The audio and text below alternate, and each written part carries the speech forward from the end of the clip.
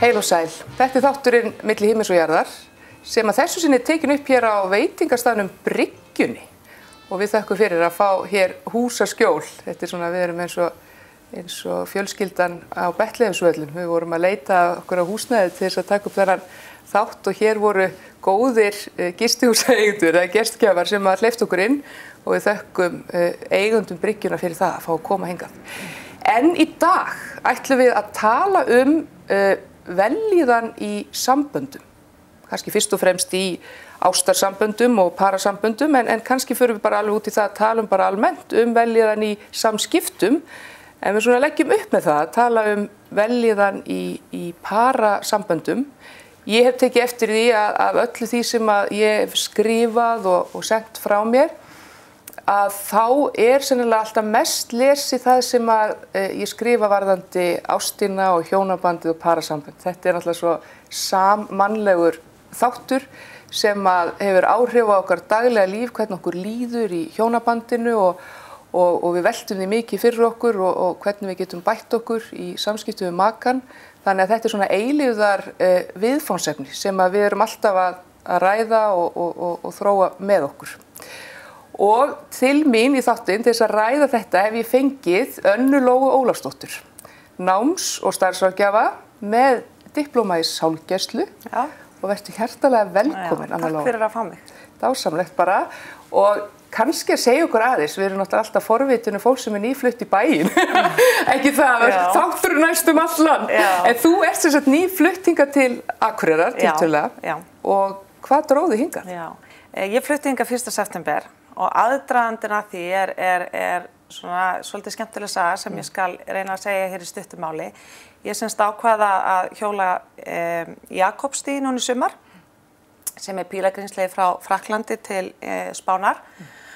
Og þetta sem sagt hjólaferð sem að tók hálfa mánuð og ég var ákveðin þegar ég fór í þessa ferð að ég skildi breyta einhverju í lífinu mínu. Það var svona margt sem kom þar til, bæði persónulegt og faglegt. Og ég ætlaði bara að vera í góðum tengslum við almættið og kjarnann í sjálfum mér eins og ég gert ráð fyrir þegar maður fer svona pílagrímsferð. Og ætlaði ekkert að fara á netið og vera svona algjörlega bara svona laus við öll svona utanaðkomandi áhrif. Nú ekki stóð ég alveg við það því að degi 2 var ég komin á Facebook. Ætlaði bara svona aðeins að kíkja á hvað var í gangi hérna í kringum mig. Og þar auglýsing, þar sem óskað eftir sem sagt ráðgjafa og verkefnastjóra hjá Símey. Og það það starf sem að ég hef sinnt síðastliðin 9 ár eða hafði sinnt síðastliðin 9 ár hjá símenntunarmiðstöð í Reykjanesbæ. Og ég var afskaplega ánægð í starfi þó svo ég þráði einhverjar breytingar en þannig að ég hugsaði breytingina að fara á annan stað en sinna samt því sem að ég kann svo vel við kannski bara málið. Þannig að ég tók mér hálfa mánuð eða þessa 12 daga sem var eftir að ferðinni að hugsa máli vel og hvort þetta væri nú bara eitthvað bóla eða hvort þetta væri eitthvað sem ég væri tilbúin að gera. Og ég, semst eftir að ferðinni lauk, þá var ég ákveðin í að þetta var eitthvað sem ég myndi vilja gera og sótt og hér ég. Þannig að sem bara mjög skemmtilegt. Þannig að ég held þetta sé bara svona sambland af að ég vildi breytingar og mér finnst þetta áskorun og í staðan fyrir að flytja til útlanda þá flytti ég til Akureyrar. Og hvernig líkar þér á Akureyri? Jú, ég ennþá bara svona svolítið að lenda. En það ég svona jarðtengdari, ég ekki með bíl eða sem sagt bíllinn minn hann ekki alveg að fíla kuldan og snjóinn þannig ég lagði honum bara og þannig að ég í strætó og geng allt sem ég fer, ekki að það sé eitthvað fréttnæmt, ég veit að það eru margir sem gera það en það svolítið nýtt fyrir mig. Nú ég líka bara svolítið að venjast í að vera búin að vinna, þú veist 5-6, ég svona yfirleitt verið í 2 störfum eða þá verið í skóla með vinnu. Þannig að ég örugglega þessi svona típiski Íslendingur sem hefur alltaf haft of mikið að gera og að ná mér niður.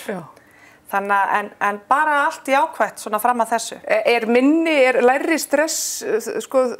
Læri stress þröskuldur einhvern veginn á Akureyri en til dæmis bara í Reykjanesbæ? Svona minni streita í umhverfinu eða?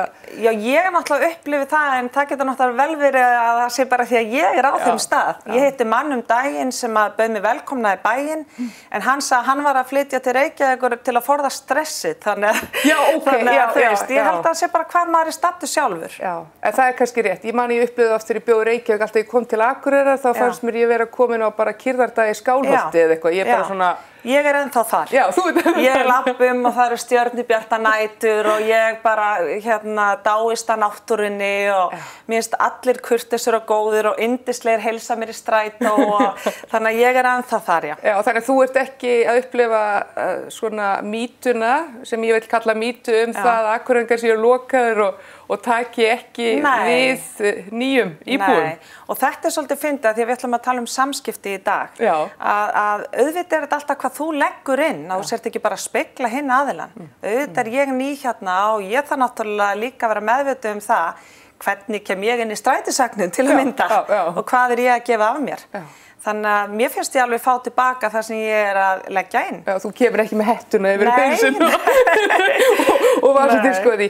En mér langar svo að spyrja þig strax, ég hef fylgst með þér, bara áður en að þú komst hingað norður, þá vissi ég af þér í gegnum hamingjuhornið sem að sem þú stofnaðir og átt og á netinu og það eru svona það sem þú skrifar og með umfjallanir bara svona hinn ýmsu mannlegu mál og það sem að við erum bara sammannlegt og við erum öll að fást við og velta fyrir okkur enginn hefur lokað svarið í sjálfu sér við. Algjörlega.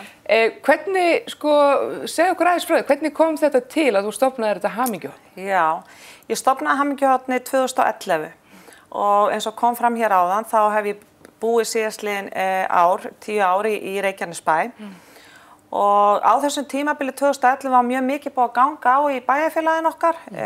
Við náttúrulega vitum öllum af hruninu en á undan þá hafði varnarlið farið og ég vann mikið með fólki sem misti vinnuna. Það var náttúrulega tæplega 15% atvinnuleysi þegar mest var í Reykjanesbæ sem hafði náttúrulega mjög mikil áhrif á það samfélag.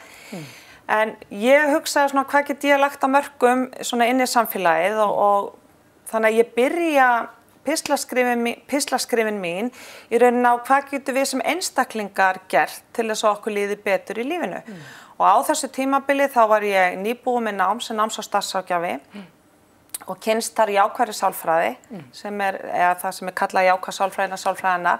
Það sem verið að skoða frekar á hvað það sem einkennir hamingjusamt fólk og hvað það sem að í rauninni hvað þættir eru það sem skipta þar máli. Og mér fannst náttúrulega svo merkilegt að flesti þeir þættir sem að skipta máli hefur eitthvað með okkur sjálf að gera en ekki einhverju hluti sem þú kaupir þér eða færð á annan hátt svona fyrir utan þig. Heldur það yfirleitt þættir sem hefur með þessa innri þætti að gera. Og ég, pislaskrifin mín eiginlega spretta þaðan. Ég byrja á að tala þá þætti sem að við getum gert til þess að auka hamingju okkar og þá ég að tala bara þessa hamingju svona heilt yfir, ekki einhverja ofsakæti og gleði eins og þegar við kaupum okkur nýja hluti, heldur bara svona þetta að vera sáttu við Guð og menn svona yfir það heila og geta tekist á í hversdagsleikann, af því að fæsti dagar eru toppdagar, það eru flesti dagar bara venjulegir, mánudagar og kjötbollur og kastljós. Já, bónus. Já. Þannig að þaðan kemur hamingjuhornið og því var mjög vel tekið strax í byrjun og ég hef í rauninni bara haldið mínu striki þessi 4 ár sem ég er búin að vera að skrifa. Ég hef svona verið að stækka lesendahópinn hægt en sígandi og það finnst mér bara dásamlegt. Af því að það sem gerist hægt það oft dugar lengur, það sem gerist hratt oft bóla sem bara springur sko. Og hamingjan einmitt eitthvað sem gerist hægt. Já. Og enda fer hún ekki á einum degi, þú öðlast hann ekki einu degi og hún fer ekki einu degi. Hvað svona fyrir þér ef þú skoðar allar þessa þræði sem að liggja hamingjunni? Já. Hvað heldurðu, þetta stórspurning, hvað heldurðu sé mikilvægast til þess að eiga hamingju? Já, þetta mjög einföld spurning fyrir mér í dag af því að ég búin að spá svo mikið í þessu. Og það náttúrulega, það eru þessir einföldu þættir sem að við kannski tökum sem sjálfsögðum hlut. En það ekki, það þetta að njóta hversdagsleikans eins og ég sagði áðan, en svo það ýmislegt annað eins og sjálfstraustið skiptir gríðarlega miklu máli. Og ég segi bara, við ættum að fara á sjálfstyrkingarnámskeið á hverju ári, alveg eins og þeir sem að þurfa að fara á skyndihjálparnámskeið þurfa alltaf að fara aftur til að rifja upp, alveg að sama með þetta. Það þetta að hafa tilfinningu fyrir því að það þú sem ertu stýrið á þínu lífi, það þú sem stýrir hvert þú vilt fara. Nú, það eru góð tengsl við sjálfa þig og fólki í kringum þig. Það að vera félagslega sterkur.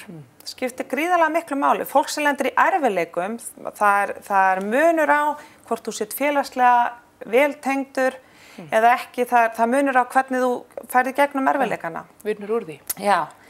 Nú, þeir sem eru með gott sjálfstraust, að þeir eru líka betur útbúnir til að takast á við mörg verkefni og eru þannig síður hættara á streitu. Og síðan það þetta að vera meðvitaður hvaða þættir það eru sem eru góðir fyrir þig. Við vitum svefn, mataráð og hreyfingu, en það sem gott fyrir mig þarf ekki endilega að vera það sama fyrir þig. Við erum sérfræðingar í okkar lífi, þannig að við eigum að hlusta á okkar líkama og að hlusta á okkar innsæi. Og hamingjan líka viðhorf okkar. Ég veit þetta klísja að sjá glasið hálftómt eða hálffullt, en það bara svo mikið til í þessu. Já. Þetta með, þessir hamingjuþættir sem þú búin að vera að nefna, ég sem prestur og alltaf í samskiptum við hjón sem til mín leita og ofta, sem betur fyrir fæ ég að vera með gleði og sorg. En það akkurat, þú ert að nefna þættir sem ég þekki, sem eru svo mikilvægi fyrir sambönd, til þess að þau séu heilbrigð og blómstri og einmitt þetta með sjálfstrausti, til dæmis ofboðslega mikilvæg þáttur, sjálfstraust og sjálfsmyndin kannski, hana þetta trúa og treysta á eigið gildi og finnast maður mikilvæg bara fyrir það eitt að vera til. Það gríðarlega mikilvægt að það sé heilbrigð sýn og það fyrir sambönd. Við ætlum að tala vellíðan í samböndu, þannig að við svona einhvern veginn fljótum yfir í það. Áður en að við förum að svona kasta boltanum milli, það langar mér svo til að spyrja þig, að biðja ég heyrði þig nefnilega að segja frá því daginn, varst að tala í paramessu. Og þá sagður svo finna sög af foreldriðinu.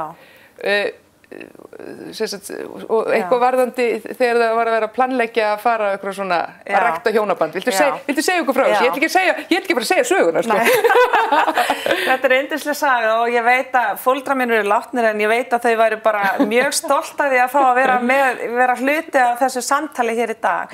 En ég sagði söguna kannski til að undirstrika það hvað við getum verið ólík, ekkert endilega bara kallar og konum að það að fara varlega í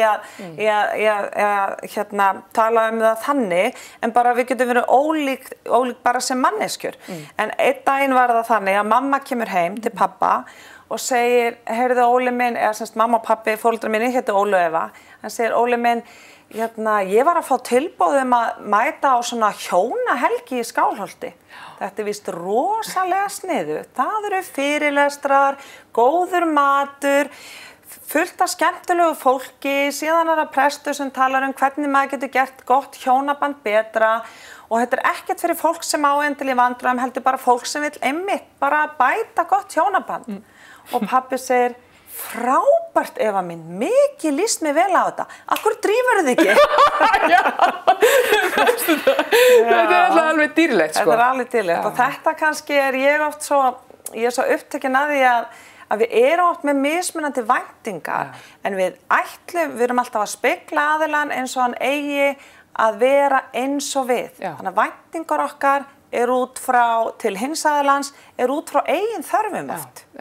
Hver heldur sé svona mesta áskorun í dag svona í samböndum og áskorun fyrir fólk til þess að halda heilbrigðu og góðu sambandi og hjónabandi, svona í þessum bara tíðarandi sem við lifum í þessari streitu og öllu þessu?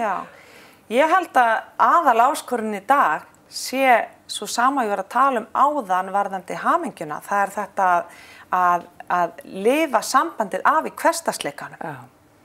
Af því að það svo mikill hraði og þú alltaf bara í tilhugalífinu, þetta ekkert að bíða við síman eða eins og þetta var kannski hérna, þegar maður var sjálfur ungur, þá beið maður eftir að sími hringdi, það var ekki hérna SMS eða Snapchat eða Facebook. Það gekk hægar fyrir sig. Það gekk hægar fyrir sig. Nú færðu svörun svona og það rosalega mikill hraði á öllu og það talað það í hérna hamingjufræðunum að það skipti öllu máli hvernig þú ferð inn í sambandið, hvernig það kemur til með að vera.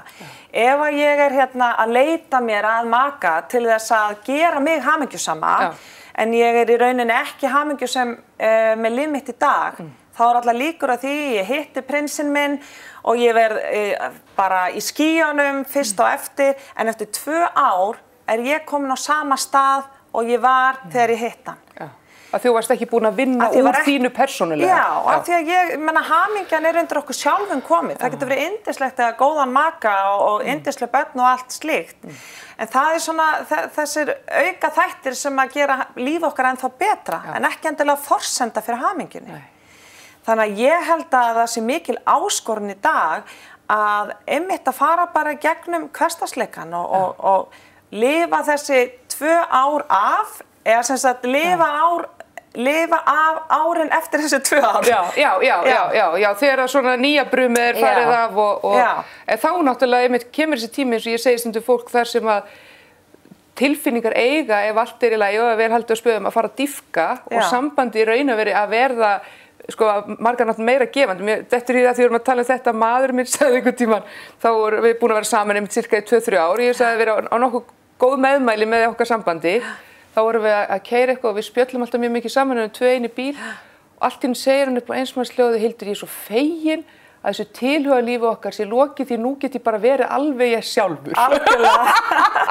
Og það var bara leiða að ég orðinn öruggur og þú veist, þá var það fyrir, hann var það ekki, sko nýja brumið sem var spennandi, heldur að geta að fara aftur að verða hann sjálfur. En það annars ég ætlaði að spyrja þau það þetta þegar fólk skilur.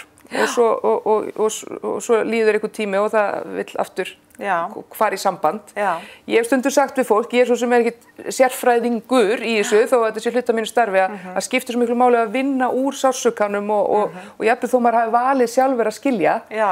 Og þetta verið sameiginleg ákvörðun og allt svoleiðis að maður vinni úr sársaukanum og geri hlutina upp áður að fer að líta í kringum sig. Hvað segir þú um það? Já, ég alveg sammálaður og ég segi stundum að því ég á þessa reynslu, ég sjálf fráskilin og ekki það að ég held ég sé búin að vinna ágætlega úr því, það 18 ár sem ég skildi, en það einmitt, sko, þessi tími eftir að maður nýskilin, svona nýskilin, fyrstu 2-3 árin, þegar maður ennþá bara að vinna úr þeim sem sagt málum, bæði að styrkja sjálfan sig og ef maður með börn að þú veist, þetta heilmikið að takast á við. Og þetta alveg 2-3 ár. Ég segi það, en ég segi eins og þú, ég ekki sérfræðingur í þessu. En ég hef það tilfinningur að þetta sé svolítið þannig. Já, en ég held að á þessum 2-3 árum, þá sé samt mesta hættan á að maður fari í samband. Já, af því að maður þarf að fylla upp í eitthvað. Já. Og þá þráum maður og þá mjög oft, þú veist, kannski það kemur eftir sjá efasemdir og allt þetta, að því að þó þú skiljir þá áttur þú kannski margt gott með þínu maka en eitthvað bara ekki ætlað að eyða ævinni saman. Og þannig að ég segi oft, sko, þegar það kemur þessi tími að þið finnst þú verða að komast í samband, þá greinilega eitthvað að gerast innra með þér og þá maður aðeins að bíða það af sér, skilur við. Það auðvitað, ég held að flest alla dreymi þessa, sko, þetta heilbrigða fjölskyldulíf, hvað sem það nú og að hitta eitthvað, en ég held að maður ætti að reyna að hugsa einmitt, hvernig líður mér í dag með mér? Já, að læra að vera kannski bara hamingjusamur svolítið í einn, sko, ná hamingjunni svolítið einn, að því þá hefur maður kannski af einhverja hamingju að miðla til annars, ekki það svona, getur verið meira hætta af því ef maður ekki búin að öðlast hamingju ákveðin innri frið að sársauki verði segull á annan sársauka, að það sé tvær særðar manneskjur sem að koma saman og það ekki svona mínus og mínus að vera plús eins og í stærðfræðinni. Það akkurat þannig. Og þá hætta einmitt á því að, og eins og mín reynsla þegar ég hef verið að vinna með fólki, að það svo erfitt að lenda svo í öðru skipsbroti einhverjum 2-3 ára seinna. Fólk talaði við mig, það var auðvitað mjög erfitt að skilja í fyrsta skipti en í annað skipti. Og það bara líka fyrir þá bara, sko, þetta ég svona mislukku manneskja og þú veist fyrir sjálfsmyndina. Já, algjörlega. En svo náttúrulega til alls konar sambönd og ég meina, ég var einmitt bara að því ég var að tala við eina sem vinnur með mér núna áður ég mætti hingað til þín og þá vorum við einmitt að tala sko eins og þegar ég var með strákana mína 14 og 17 ára, þá var ég mér meðvituð það að á þeim tíma var það bara ég og pabbi þeirra sem elskaði það út á lífinu sama hvernig þeir voru. Þannig að ég hefði aldrei boðið einhverjum til dæmis karlmanni að flytja inn til mín á þeim tímapunkti. Þetta var bara mitt verkefni, en ef ég hefði átt vina þá eru ýmsar leiðir til að halda sambandi gangandi án þess að það þurfi alltaf að steypa öllum saman. Já, þetta er dálítið mikilvægur punktur. Já, og nákvæmlega þetta, það er til ýmis form á þessu. Já. Og þú vilt kannski meina að það skiptir máli að ef þú verður ástfangin aðeins að þetta þurfi ekki að verða, þú veist, hús og bíll og fjölskylda leið. Já, af því að, sko, ef að börn eru komin í spilið, þá er þetta bara flókið. Já. Það er bara þannig og ekkert endilega auðveldara þó að þau verði eldri. Ég heyri fullorðið fólk sem í vandræðum með börnin sína á 30 og 40 aldri og að fela sambandi fyrir þeim. En er það ekki svo pínu spes fólk á börn og þeim aldri eru að skipta sér að því? Jú, það er mjög spes. En við erum bara svo eigingjörn. Já, auðvitað. Og við erum stundum svo erfið í samskiptum og sérstaklega við þá sem standa okkur næst. Já. Það er að því við elskum það fólk. Já. Það byrgir sína og allt annað. Já. En amma mín heitin, amma á Hóli, hún sagði alltaf, ef þú getur ekki verið ein með sjálfur þér, hvernig getur þú ætlast til að aðrir nenna verið kringu þig? Og ég hef stundum haft þetta að leiðarljósi. Já, þetta er svolítið góður punktur. Anna Lóa Ólafsdóttir, takk fyrir komuna og þetta dásamlega spjall. Takk sömuleiðis. Og við kveðjum héðan að veitingastaðnum Bryggjunni.